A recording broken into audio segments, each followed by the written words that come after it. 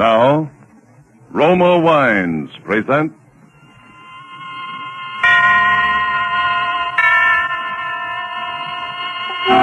Suspense.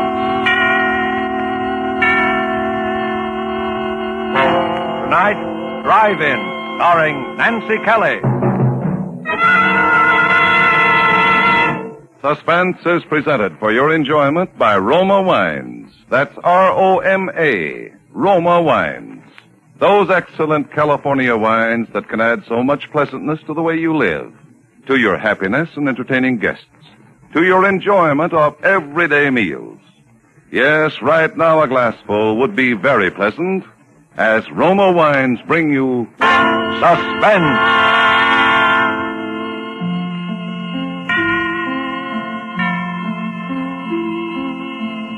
This is the Man in Black, here for the Roma Wine Company of Fresno, California, who tonight from Hollywood bring you as star Miss Nancy Kelly in the suspenseful narrative of a Hollywood working girl who, one rainy midnight, found death sitting beside her on the ride home. And so with Drive-In and with the performance of Nancy Kelly, we again hope to keep you in suspense.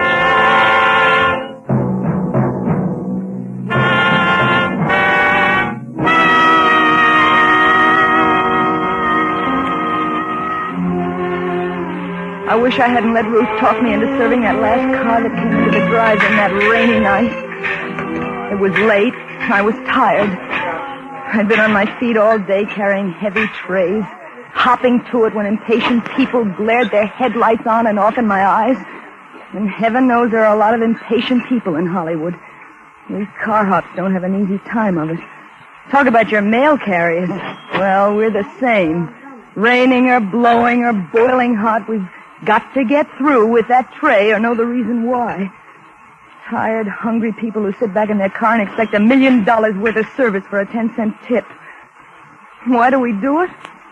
Well, sure, there are other ways of making a living in Hollywood, but not many that hold that glittering promise that maybe someday, somehow, maybe someone will say, "Why, that girl looks like Lana Turner." Yeah, at least her hair's done up that way. You know, I think I could use her in that new picture of mine. I think I'll ask her to come out to the studio. Yeah, I know. Well, here we go again. Well, maybe it doesn't happen often, but there's always the chance. And there's always that hope. That's what keeps us going, I guess. But there are other things that can happen in a drive-in. Things that aren't on the menu by any manner of means. Like the rainy night I was telling you about when I let Ruth talk me into serving that last car that came in. Oh, Mildred, please take his order. I've got 3 other cars and I'm waiting for French fries. Oh, look at the clock, will you? It's near midnight. I'm off duty. Oh, please, Mildred, just as one more, will you? I'll do the same for you sometime. But Ruth, Oh, what's the matter with him? Can't he read? Please do not honk your horn. That looks clear enough to me. Well, it's the doctor's car, see? He's probably in a rush. Anyway, you got nobody waiting. Oh, all right. Gee, thanks a lot. Well, it was true. No one was waiting for me. Only the bus that'd take me to Glendale, where I lived alone in an apartment. So I buttoned up my raincoat and I took a menu over to the car. Good evening. Never mind the menu. Just some black coffee, a pot of it, and a ham sandwich. Please hurry it. When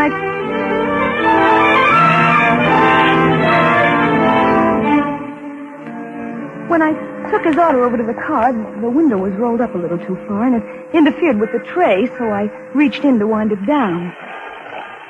When I touched the handle, it felt wet and kind of sticky, too, but I didn't think anything about it, and I got the tray firmly set. And then I looked at my hand. It was as red as blood. I looked up quickly at him. Oh, I'm sorry. I'm Dr. Morgan. I just had an emergency in the car. Oh, an accident? Yes, Sunset and Vine, quite a crash. I just happened by, and I took one of them to the hospital. Oh, gee, that's too bad. Yes, it was very unfortunate. I walked back, trying to wipe the blood from my hand with a paper napkin.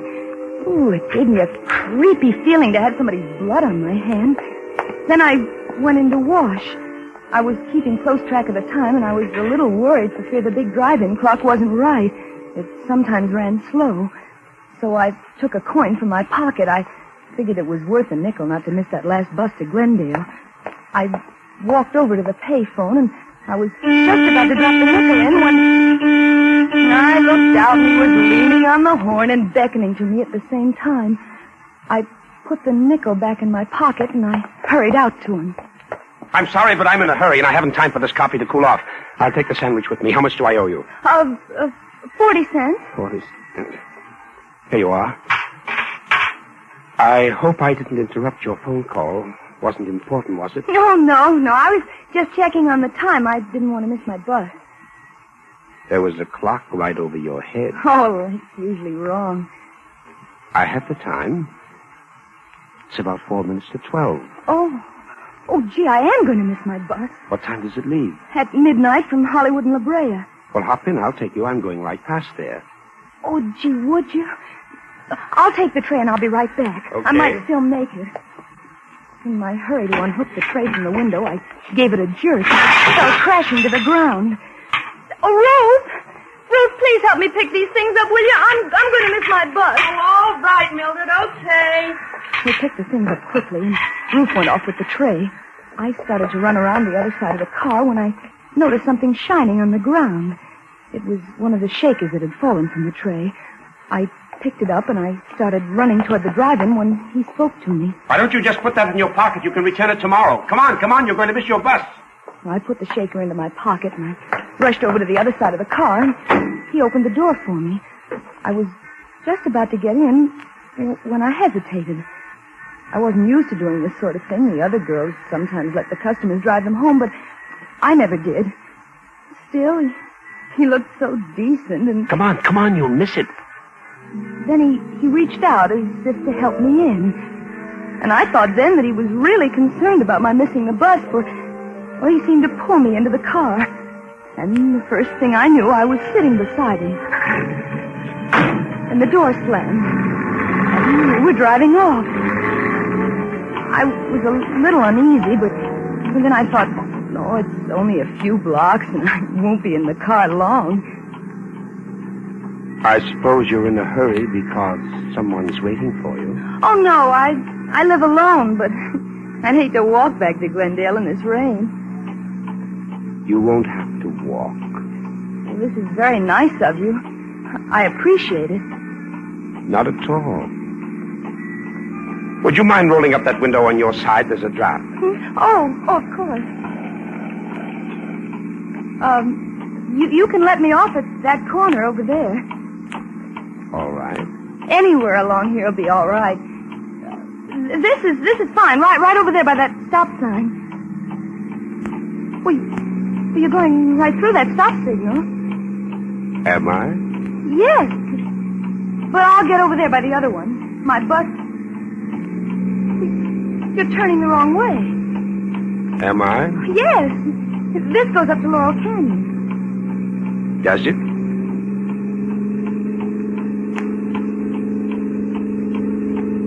You thought you were pretty smart, didn't you?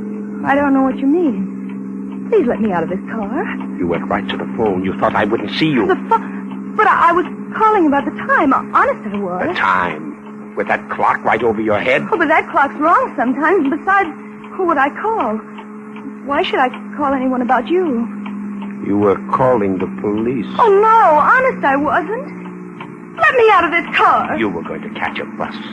You were going straight to the police. That's where you were going. But why should I go to the police? You know why. No, really, I don't. Because you saw it. You saw his blood. No, you don't. Oh, no. There, you won't need to try to open that door again. Now we'll be getting along.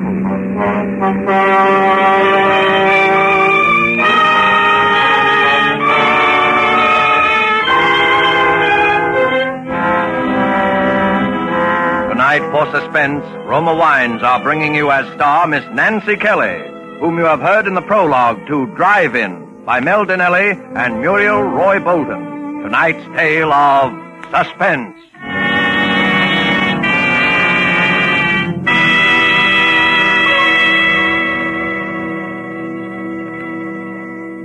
This is Truman Bradley for Roma Wines. Haven't you often realized that many of life's finest enjoyments are simple and moderate rather than the opposite? I give you the words of a high and well-loved authority, Miss Elsa Maxwell, international expert on smart entertaining and gracious living. Good hospitality is always simple, genuine, and moderate. That is why I often suggest enjoyment of delicious Roma Sauterne when you have friends in to dinner or with your everyday meals. Serve this delicate golden Sauterne well chilled with any food in any glasses you have. Special wine glasses are pretty, but not essential to the enjoyment of Roma wine. Now, what can I add to such charming good sense as that? Maybe just this.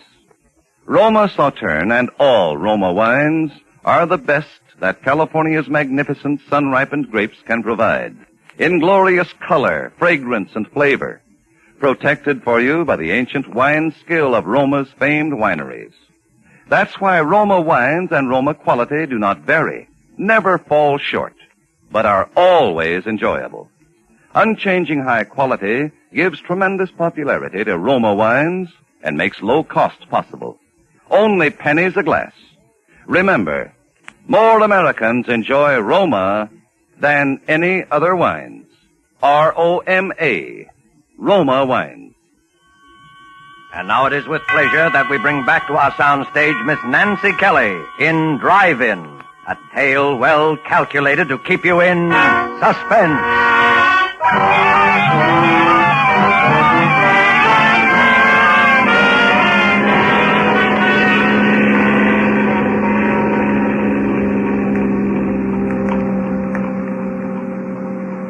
After I made that last try to get out, and he broke the handle of the door, all the strength seemed to go out of my body. I just sat there as we drove on. We passed a few people and some cars in the next blocks, and I thought of calling out, and then I knew why he'd asked me to roll up the window when I'd first gotten into the car. And then we were at the mouth of the canyon, and I could see the road dark and lonely up ahead. The car twisted and swerved. My arm ached from his strong fingers that had dug into it when I tried to jump out. I looked at him from the corner of my eye. He hadn't seemed like a criminal back at the drive-in, and he didn't seem like one now. His jaw was black from needing a shave, and still his face, well, it wasn't like a criminal's at all. It was so tired. Quit staring at me. Look, I didn't know anything about you. Honest, I didn't. Please let me go. You know something about me now. I won't tell anybody. Whatever it is, I promise you I won't. A woman's promises. Remind me to tell you a story about a woman and a promise. Let me out. Please let me out right here. It's a long way back to Glendale. Well, that's all the better. It'll take me hours to get back, and you'll be miles away by then. I'm not taking any chances with you, kid. Please. Oh, please let me out. I've got to get back. You said no one was waiting for you. You live alone, don't you? No one will miss you. We both heard the siren then. He looked quickly into the rear vision mirror. Then he took a gun from his pocket, and he turned to me. If that's for us, and we're stopped, remember this. I've used this gun before tonight, and I can use it again if I have to. If I'm taken, you'll go first.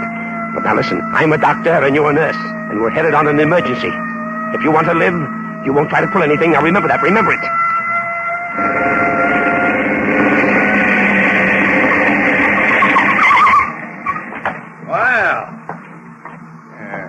Going awful fast for a wet night, aren't you? Followed you all the way up from Hollywood. I'm Dr. Morgan, and this is Nurse Johnson on an emergency call. See your identification. Well, let's see. He fumbled for his pocket with one hand, holding the gun to my ribs with the other. The motorcycle cop looked over at me. I thought for a moment that I could signal him with my eyes. But then I knew he wasn't looking at my face. He was looking down at my white starched blouse, which you could see under my raincoat. He thought it was a nurse's uniform. Here you are, officer. Okay, Doc. Sorry I stopped you. Well, that's that. Hey, wait a minute. Why, what's the matter? I just wanted to tell you. Rain started to slide up there a ways. Better take it easy. Thanks. I will.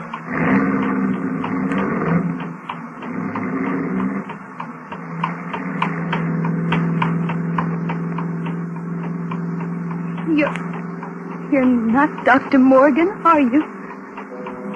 What do you think?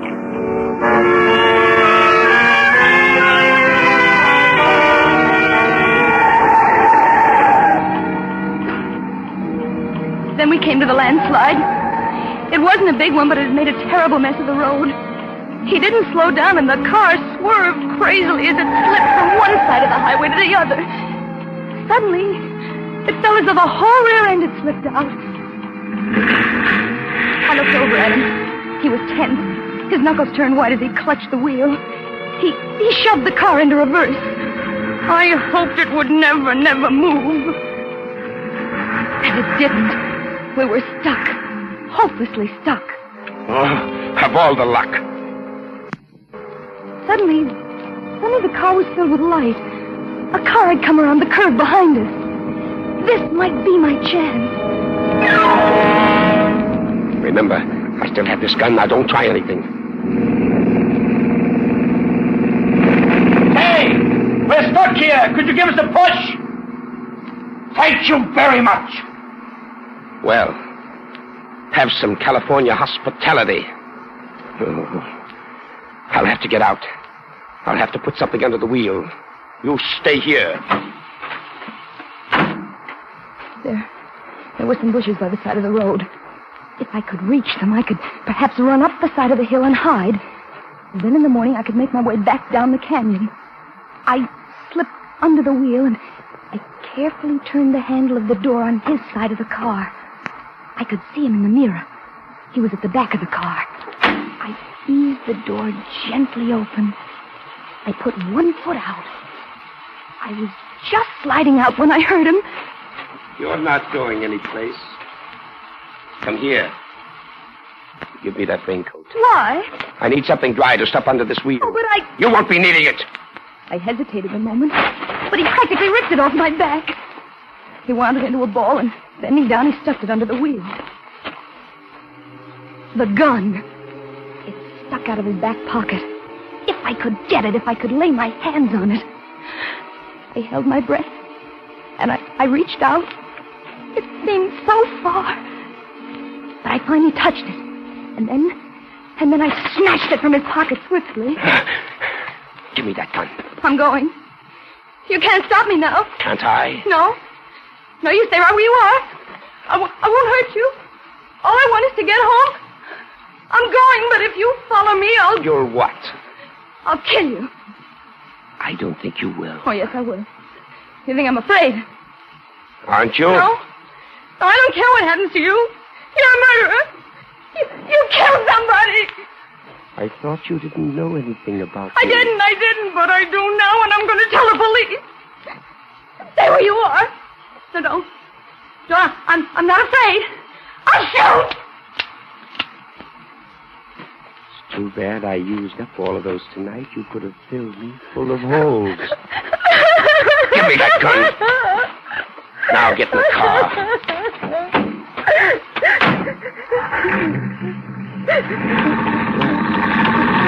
That's better.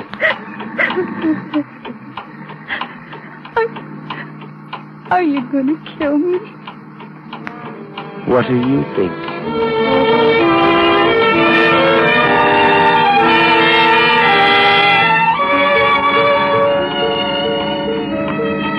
We were nearing the top of the canyon now. The road was very steep. The rain had let up. It was just drizzling now. Even though he hadn't answered my question, I knew the answer. He was going to kill me. I wouldn't get back home tonight. Not tonight or any other night. It was funny. I sometimes used to hate that little apartment of mine where nothing ever happened. But tonight... And then, for some reason, I thought about Ruth. What would she say tomorrow when I didn't show up at work? And then I wondered where they'd find my body. Well, here we are. Lookout Mountain, the top of the world. Suddenly, we came over the crest of the hill. And way down below, the city stretched out for miles. Millions of lights glittering in the rain. For a moment, I forgot everything. It was the most beautiful sight I'd ever seen.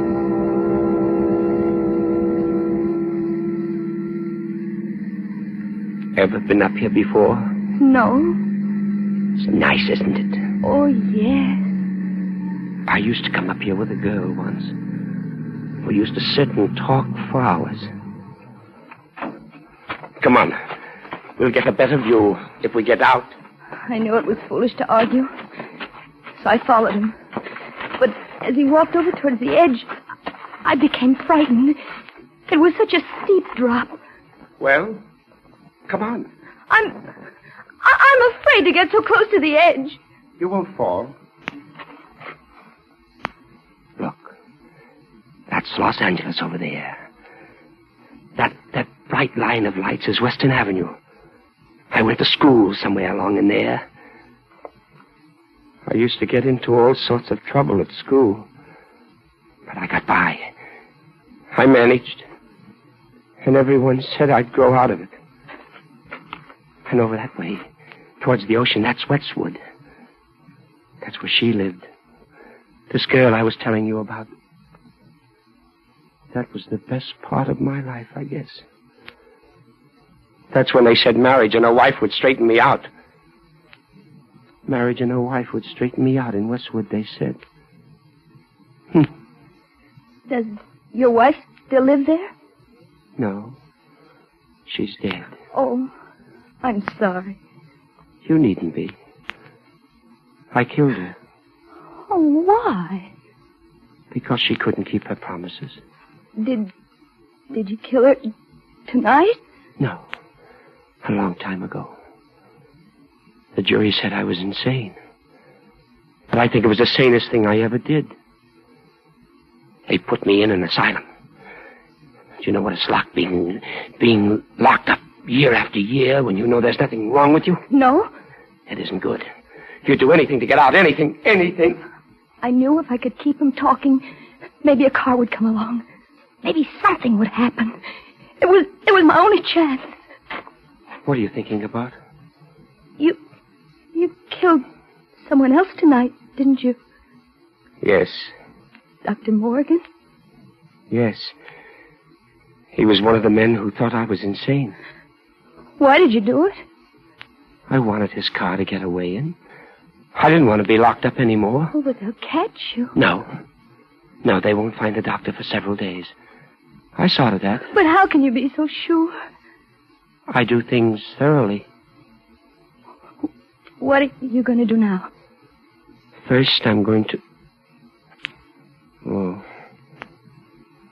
Then I guess I'll go south. I knew what he meant by that pause. I started to back away slowly. I'd made a mistake by reminding him of the present. My hands went instinctively to my pocket for something to defend myself with. I knew there was a pencil there. It was sharp. Maybe I could scratch him or hurt him some way with it. But when I reached for it, I felt something else instead. Something cold and hard. I was puzzled for a moment, and then I remembered it was the shaker I'd picked up at the drive-in. You can't get away now. Then he started moving toward me. Me with only a pencil and a shaker to defend myself with. It's too bad I came into that drive-in tonight. Why did you? Because I was hungry. Because I hadn't eaten for a long time. Weren't you afraid someone would see you? No alarm had gone out. How did you know? I knew. Oh, I'm sorry. If only you hadn't rolled that window down. If you're sorry, why don't you let me go? It's too late. What's that? A car was coming over the top of the hill. With a sudden movement, his arms were about me in a tight embrace. I started to scream, but suddenly his lips closed over mine. Pushing my head back roughly, he kissed me. I could scarcely breathe, and I felt the car's headlights on us like a spotlight. Well, just look at this view, will you? You know, I'll have to do this in a picture sometime. Can't you see we're interrupting something? Drive on, will you? Where? Oh, in all this rain. You'd think people would have more sense. Come on. He held me a moment longer, and when the car had gone, he released me. My pencil had fallen to the ground, and I was left with only the shaker in my hand. I fingered it nervously, and then I felt the top coming off. I felt the contents spilling into my hand. What have you got in your hand? Nothing? Give it to me. No! Give it to me. He grabbed my wrist, and he pulled me toward him. We were moving to the edge of the cliff, but my other hand was free, and I threw the contents of the shaker into his face. His hand flew to his face in an effort to clear his eyes. But it was too late. The pepper had blinded him. He lunged out for me, but I stepped aside quickly, and he slipped in the mud. His hands went out to steady himself. He clawed frantically at thin air, and then I saw him falling over backwards, over the edge.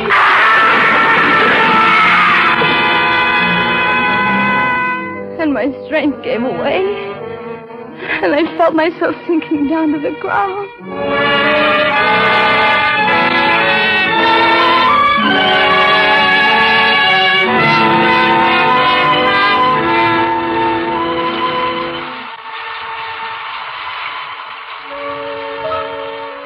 I don't know how long I must have been there, but when I came to, it was raining again.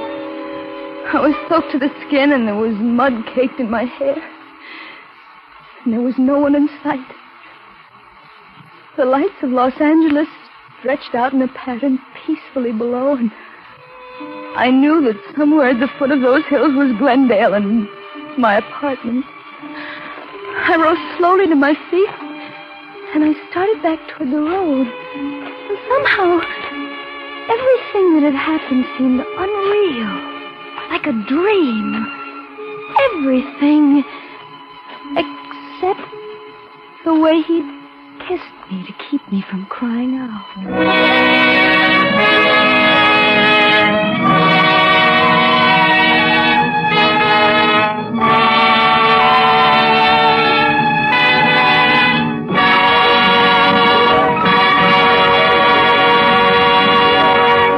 And so closes Drive-In, starring Nancy Kelly. Tonight's study in Suspense.